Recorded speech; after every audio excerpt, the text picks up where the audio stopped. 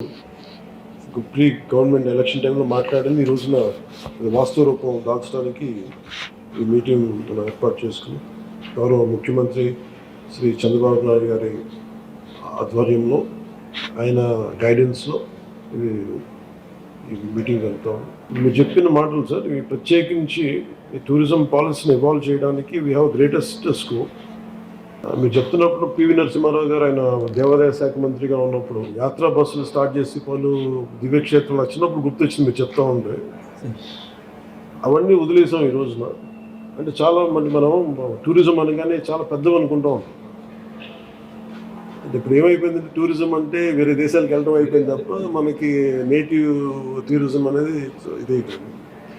So మీకంటే ముందు శాంతిప్రియ పాండే గారితో కూడా మన ఫారెస్ట్ డిపార్ట్మెంట్ అఫీషియల్స్తో కూడా చాలాసార్లు ఎకో టూరిజం గురించి మాట్లాడడం, ఎక్స్క్లూజివ్లీ ఒక ఎకో టూరిజం పాలసీని కూడా ఇవాల్వ్ చేసాం. I think committee has been constituted and ఒక ప్రత్యేక కార్పొరేషన్ కూడా పెట్టాం దానికి సంబంధించి. We have initiated corporation. When that policy would be ready for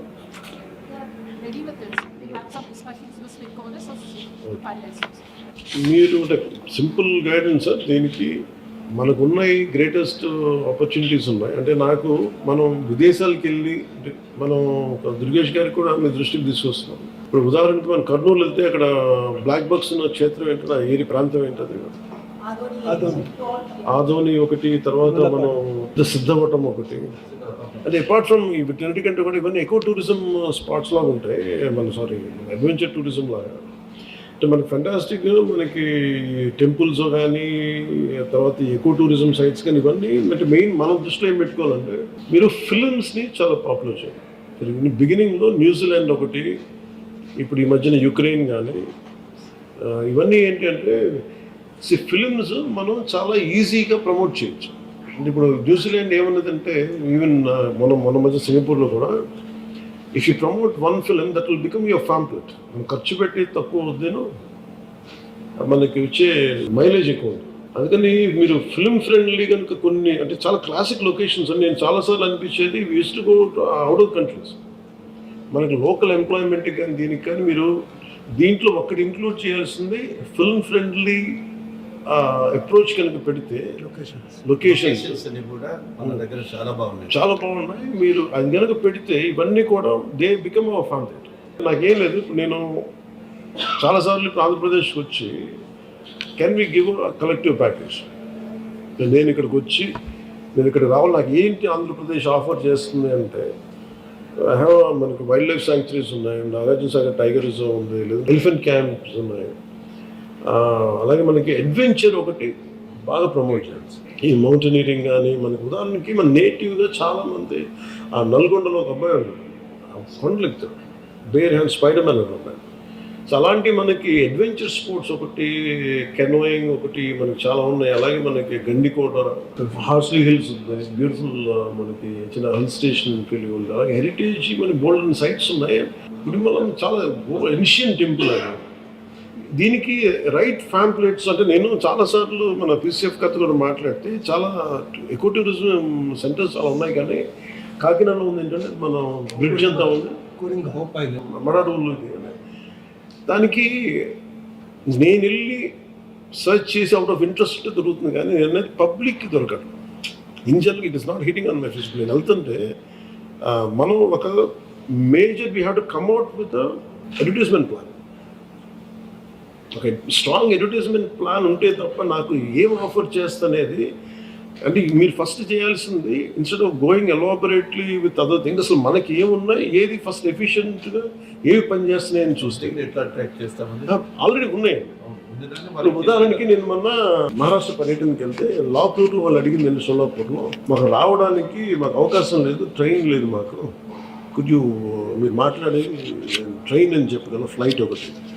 ఇది ప్రతిరోజు 1000 మంది వస్తారు ఓన్లీ లాతూర్ నుంచి.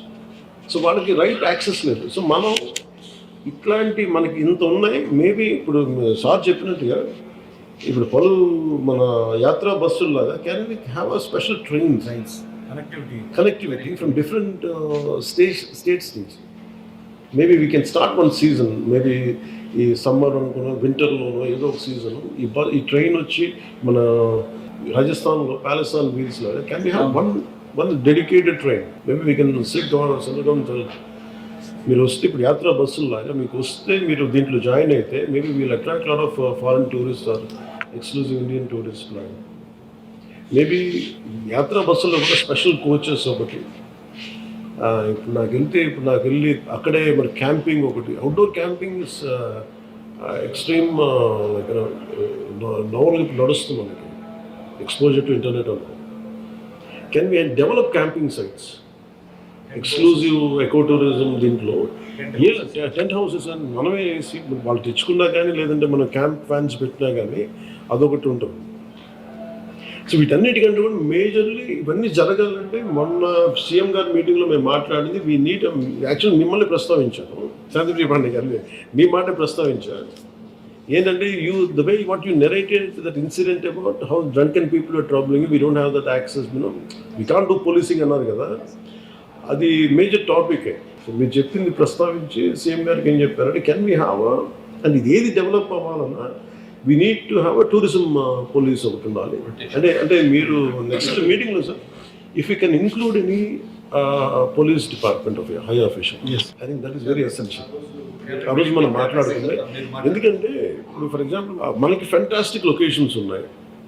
ఇప్పుడు తిరుపతి ఇందాక మీ అంటే దీంట్లో మనకి మేజర్గా ఇష్యూస్ ఏముంటాయంటే ఒకటి మొన్న కర్ణాటకకి వెళ్తే కూడా కుంకి ఎలిఫెంట్స్ అవి ఇచ్చినప్పుడు one request from Karnataka Eshwar Khandre garu, ఆయన రిక్వెస్ట్ అంటే మేము చాలా మంది శ్రీశైలం గురించి చెప్పారు. శ్రీశైలంకి మేము అందరం కాలు నడుపుని వస్తాం, బాగా ఇబ్బంది ఉంది, ప్లస్ మాకు ఒక చిన్న ఫెసిలిటీ ఏదైనా కావాలి, ఆల్రెడీ ఉండింది ఒకప్పుడు, ఇప్పుడు తీసేశారు.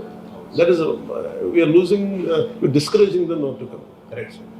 అలాగే ఫారెస్ట్ కూడా ఒక ఇష్యూ ఏముందంటే థరోఫేర్ ఫారెస్ట్ నుంచే రావాలి, but they are disrupting the surroundings.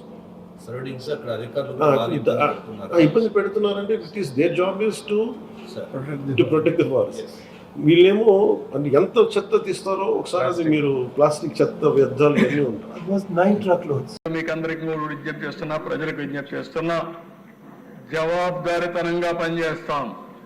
ఈ రోజు నేను తయారు చేసే విజన్ 4.0 విజన్ వర్షన్ 1. ఈ వర్షన్ 1 2047కి ఇస్తాం.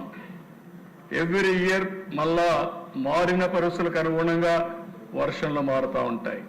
5 ఏళ్లలో 4.0 వస్తుంది, 4.1 వస్తుంది, 4.2 వస్తుంది, 4.3 వస్తుంది, 5 ఏళ్ళకు 5 వస్తాయి. 5 చేసిన తర్వాత ఎవ్రీ ఇయర్ ప్రజలకు మళ్ళా చెప్తాం, మీరు ఇది చెప్పాం, ఇది మేము చేశాం. ఎక్కడన్నా చేయలేకపోతే ఎందుకు చేయలేము కూడా ఎక్స్ప్లెనేషన్ ఇస్తాం. మళ్ళీ అడుగుతాం మ్యాండేట్, మళ్ళీ నా 5వసారి ముఖ్యమంత్రులు అయ్యి మనం అందరం మళ్ళా తిరిగి వచ్చి విజన్ 5.0 తీసుకొస్తాం. 2047 వరకు ఇప్పుడు మీరు చూస్తే గుజరాత్లో మీరు చూశారు, 30 ఏళ్లుగా ఒకే పార్టీ ఉంది, బీజేపీనే ఉంది అక్కడ. లేకపోతే చాలా రాష్ట్రాల్లో మొన్నే హర్యానాలో 3 సార్లు వాళ్ళే గెలిచే పరిస్థితికి వచ్చారు. మనం ప్రజల కోసం పనిచేసి ప్రజలను కన్విన్స్ చేసి మన ప్రవర్తన వల్ల మన పనుల వల్ల ప్రజలకు గాని చైతన్యవంతులు చేయగలిగితే, ప్రజల్ని మోటివేట్ చేయగలిగితే, ప్రాపర్గా చెప్పగలిగితే ఎప్పుడు ఉంటారు. ఇప్పుడు నేను 9వసారి ఎమ్మెల్యే, 10వసారి కూడా అవుతాం. అంటే నేను ఎందుకు మాట చెప్తున్నానంటే అక్కడ వరుసగా ఓటేస్తున్నారు. ఇప్పుడు మొన్నటి వరకు 8 సార్లు వేశారు, 9వసారి ఓటేస్తారు.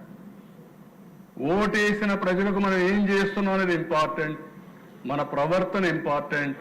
వాళ్ళు మనల్ని ఆమోదించాలి, వాళ్ళ కోసం మనం పనిచేసిన నమ్మకాన్ని కలిగించాలి. వాళ్ళ జీవితాల్లో మార్పు తీసుకురాగలిగితే ప్రజలు మనతోనే ఉంటారు. అది చేయాలని మిమ్మల్ని కోరుకుంటూ ఆ దిశగా మీరందరూ ఆలోచించి ముందుకు వస్తారని చెప్పి మరొక్కసారి విజ్ఞప్తి చేస్తూ అందరికీ నమస్కారాలు. రాష్ట్ర ప్రజలందరికీ కోరుకుంటున్న దిశ మీ ద్వారా ఈరోజు మేము ఇచ్చిన డాక్యుమెంట్ ఒక చరిత్ర. ఇక్కడ ఎమ్మెల్యేస్ మీ నియోజకవర్గంలో మీరేం చేస్తారో ఆలోచించండి. ప్రజలు కూడా 2047కి మీరు ఎక్కడుంటారో మీరు కూడా ఆలోచించండి. అన్ని విధాల మీకు చేయూతనివ్వడం, అందుబాటులో ఉండడం, అన్ని విధాల అభివృద్ధి చేయడం మా బాధ్యత. చేసినప్పుడు మీరు కూడా భాగస్వాములయ్యి మీరు కూడా చర్చించుకుని మీరు కూడా తదనుగుణంగా ప్రణాళికలు తయారు చేసుకుంటే మీరు కూడా పైకి వచ్చే అవకాశం ఉంటుంది. అది కూడా మీరు ఆలోచించండి. ఇంకా మనం డిస్కస్ చేద్దాం. ఈరోజు టైం తక్కువ ఉంది కాబట్టి నేను ఎక్కువ పోవడం లేదు. ఇంకా ప్రజలు కూడా చర్చిస్తాం. చర్చించి దీనికి ఒక దీర్ఘకాలంలో వాళ్ళందరి భవిష్యత్తుకి ఏం చేయాలో చేస్తామని చెప్పి కూడా తెలియజేసుకుంటూ ప్రజలందరూ కూడా ఒక విజన్ తయారు చేసుకోండి. మీ కుటుంబానికి 2047కు మా కుటుంబం ఇక్కడ ఉండాలి అని మీరు ఒక ఆలోచన చేయండి. ఆ ఆలోచన చేయగలిగితే అది వినూత్నమైన మార్పులు తీసుకొస్తుంది. మీ కుటుంబం యొక్క ముఖ చిత్రమే మార్చే పరిస్థితి వస్తుంది.